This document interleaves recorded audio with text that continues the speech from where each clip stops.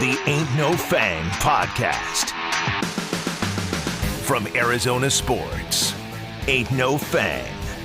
Hello, everyone. Welcome in Ain't No Fang, Arizona Sports Diamondbacks podcast, coming to you right after the Taylor Rashi game as the Diamondbacks defeated the Milwaukee Brewers by a score of 6-4 after 29-year-old rookie Taylor Rashi making his major league debut ends up with a 9-out save. 16th different pitcher to record a save for the Diamondbacks this season. That's a major league record. And the D-backs salvage a series split in Milwaukee against the top team in Major League Baseball by record in the Brewers. So, nice job by the Diamondbacks in terms of just being able to kind of fight back after they fell behind big in the first two games, almost came back in both of them, but end up, suffering a close loss on Monday, getting walked off on Tuesday. They come back and they fight for a couple of tough wins. And so now the Diamondbacks head to Los Angeles. Well, they will face the Dodgers for 3 games at Chavez Ravine starting on Friday before they come back home for a homestand that starts with the Texas Rangers. But looking towards the minor leagues, my guest today is Tommy Troy, Diamondbacks prospect, first-round pick in 2023 out of Stanford. He's having a great year, was promoted about a month ago from AA Amarillo to AAA Reno, where he has continued to produce offensively. He's playing some second base. He's also getting some reps in the outfield, which is a little bit new. So thanks for Tommy for joining me. Here's my conversation with Tommy Troy before Reno's game tonight. All right, Tommy, thanks so much for taking a few minutes to check in. How's everything going? How you liking it in Reno? It's great, man. The vibe's awesome. Having a lot of fun. It's good baseball. Cool. I mean, you got promoted at the beginning of August. So you're a few weeks into your AAA stint. What's kind of the biggest change, if anything, biggest adjustment to playing at that level? Yeah, I mean, obviously the pitching's a bit better and the speed of the game's a little bit different. But having a really good time. How's the speed of the game? Like, how do you kind of feel that when you're at there? Yeah, I would just say it's like just you just kind of feel like just how important the little things are. I feel like at each level, and then obviously especially the jump to the big leagues is going to be even more. But that's something that I've noticed and that I'm working on. You also have a pretty good mix there of guys who have been in the big leagues before, as well as guys trying to work their way up. Just how would you describe that dynamic and trying to pick stuff from the guys who have been in the major leagues already? Yeah, just like as you said, like I'm trying to pick their brains and learn as much as I can because they have all the experience that I don't have yet. So I mean, it's just a good tool that I need to take advantage of. Getting some work in center field, obviously still playing a lot of second base, but just how has that transition been trying to, work your way into the outfield? It's been fun. It's been fun. It's been a lot of work, but I've been getting after it, and I'm going to continue to get better. You played outfield much at all growing up, or you're pretty much stuck to the infield? Not really. It was mainly infield. So what kind of how do you prepare for that? Like, what are you doing behind the scenes? Just a lot of tracking balls, different situational stuff, working on a lot of different like balls near the wall and stuff, knowing like how close it is to you, and then jumps and stuff like that. But it's been good. Cool. I mean, is there anybody, whether it's the other outfielders or a particular coach who has been impactful in terms of getting you up to speed and playing center field? Yeah, it's been a group effort. I mean, our coordinator, and then a lot of teammates too have been really helpful with getting me better. So, do you think it's kind of a skill set in and of itself to just be able to jump into a different position? yeah, I mean, yeah, I feel like it's definitely it's valuable. I would say, it's really super important. You want to be as valuable as you can, just in as many positions as possible. How many different ways can you impact the game and just stay on the field? So, kind of see that as an opportunity, maybe at the next level, to get yourself into the lineup, as often as you possibly can at a lot of different spots. Yeah, that would be ideal. That's what you want. So, cool. Consistent year for you offensively, it seemed like, from your time in AA, now moving up into AAA, coming off a 3-hit game. Obviously last year was a little bit different. You dealt with the injury, then you go into, fall league, and it's a bit of a slower start, and then you pick it up and become a fall star. Just curious, what did you learn about last year having to deal with, whether it is you're injured or you're going through a skid offensively, to try to get yourself back up to where you need to be? yeah, I mean, sometimes you just got to get kicked in the butt, and it's just how you're able to respond to that. I mean, it took me a little bit, dealing with injuries and then putting a little bit of pressure on myself to try to make up for it and do all this, and just have to be able to learn to slow down and just kind of trust the process, and like I feel like that is going to set me up for the rest of my career. I know it was a rough year for me, but I got to treat it as a positive and learn from it. Was there a specific moment where something turned or you tried something different that seemed to work?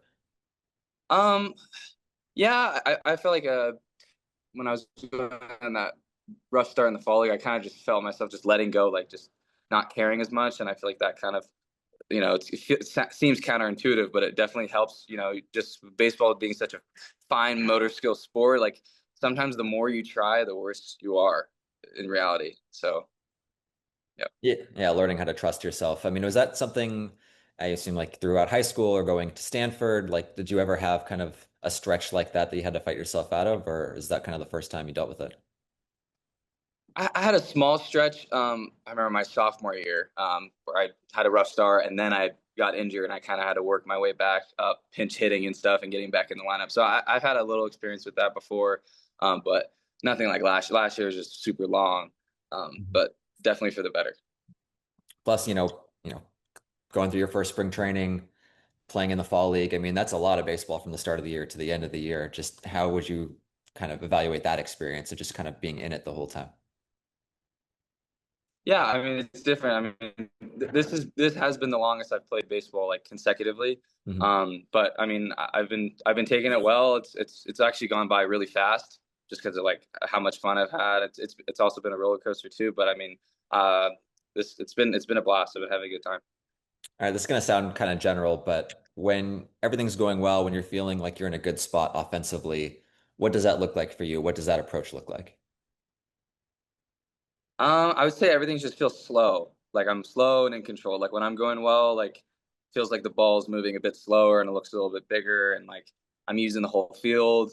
And then when I'm not going well, I feel a little bit more sped up and the ball's, moving a little bit faster. So I feel like it's a little bit of an approach and a little bit of like how my movement patterns are and stuff like that. Gotcha, gotcha. Playing in Amarillo and then now in Reno, where the ball can fly a little bit. How do you kind of stay within yourself to keep that approach? Like, okay, if I can attack one, I'm going to attack one. But if I need to stay back on this one and line it into right field, then I need to be able to keep that mindset as well. Work in every single ballpark. So I feel like that approach you should have everywhere, and that's what's going to hold up true and at every level. Well, how many Diamondbacks did you kind of like watch, highlights or keep up on social media or kind of keep tracks on where the Diamondbacks are at this point? Yeah, yeah, I have been, of course. Yeah, it's been fun to watch. It's stressful a little bit ago, but I mean they're looking better now. So Okay, okay, because obviously like the main goal is to make the major leagues, and now being in AAA, kind of a step away. How do you kind of keep that big picture while also maintaining kind of the day-to-day focus on how you get there? like you said, the day-to-day focus. I'm just taking this day by day and doing what I'm working on, what I'm supposed to be working on, and just whatever happens, happens. Just can't get too ahead of myself. What's the confidence level in center field at this point? I'm getting much more confident. At first, it was a Yeah. little shaky just because it's different and like there's a lot of stuff I'm worried about and working on, but it's getting better. Is there any kind of like moment where it's like, ball going over your head, just trying to read it, or a one where you're not entirely sure you can come in on it all the way or let it hop and, play it safe? It's been interesting to learn. There's little things you wouldn't really think like balls just straight at you like or going over your head. It's because you can't really read the Right. trajectory as well if it's like to your left or to your right. So like those ones I want to keep working on, and then obviously just balls near the wall. I mean it's going to take a little bit of time, but I'm confident that I'm going to be able to put the work in and figure it out. Have you mostly been playing like center field, second base, or are you still getting some reps on the left side of the diamond too?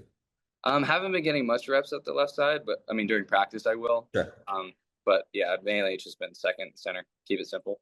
Cool. Wanted to ask you about a few of your teammates. You've been with Ivan Melendez for most of the season. You got promoted on the same day. It's been a pretty big year for him. What have you seen out of Ivan?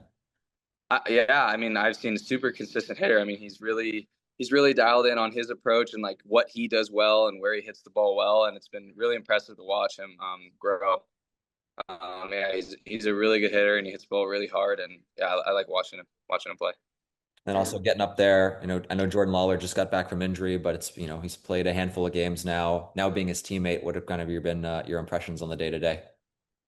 Love his work ethic. Love the way he carries himself. Love the way he plays too. I've been learning a bunch from him. Yeah, he's a great teammate. Awesome. Just a couple of things about you and growing up playing baseball. When did you really, start to play I don't know about like knowing that you had a chance to be, really good and make it as a professional. Sorry, could you repeat that? I lost you for a Oh second. no, you're good. Just kind of growing up and playing, when would you say you kind of figured out that, okay, this is something that I could potentially take, to the highest level? Yeah. Top of my head, I mean, I guess it would probably be I made the little 14U national team like development program. They didn't have like a tournament where we can go overseas and play. So we Sure. just had like a little camp in Cary, North Carolina, and I got to play with some really good players, and I did well. Um, that was like kind of like the moment where I was like, you know what, like I can do this at the next level. Anybody from that camp that you're playing with nowadays or is competing in the league? There were some good players there. I mean, yeah, we had not playing with right now, but like Pete Armstrong was Mm. there, like Nick York was there. There's some good names. And then being, from the Bay Area, was Stanford kind of the dream school for you to play Yeah, baseball? always. It was a no-brainer. If I could make it work, I was going to do it. And yeah, it's everything worked out. It's kind of a big picture question, but what would you say is the biggest difference from the player that you are today versus the one that, you walked into Stanford before getting all that kind of instruction? Yeah, that's a great question. I mean, a lot has changed. I'll tell you that. I would say, shoot, I mean, the game was a bit fast for me. Probably walking into Stanford. I played super fast. I played like my hair was on fire. I still play like a little bit like that now, but I guess it's just a lot more controlled and like, it's been a lot of growth and maturity. Kind of controlled chaos is kind of a way to describe your game, you'd think. Yeah, that would be a way. How does that look like? Just an effort and energy? Yeah, effort and energy in the right ways. That's what, I'm continuing to work on too. Awesome. Did you grow up a Giants fan growing up in the Bay or someone Yeah, else? yeah, I love the Giants. My dad's from New York City, so I was a Yankees fan too. So Oh, okay. yeah. So are you another like Jeter was my favorite player kind of kid, or did you have somebody else? I mean, growing up, like that was like my first, like it was like Jeter and Era, like that's who I loved Yeah. the most. And then like as I got to high school and stuff, I like Bregman, Alex Bregman a lot. I look up to him a lot in the way he plays. So, Would you say he's the player in Major League Baseball right now that you kind of, watch the most, try to take notes of, or are there other? 100%, 100%. Yeah, Cool. Awesome. That's all I had for you, Tommy. But thanks for taking a few minutes before today's game. Really appreciate it. appreciate it. Have a Awesome. good one. Thank Awesome. you. You too. And the recording here.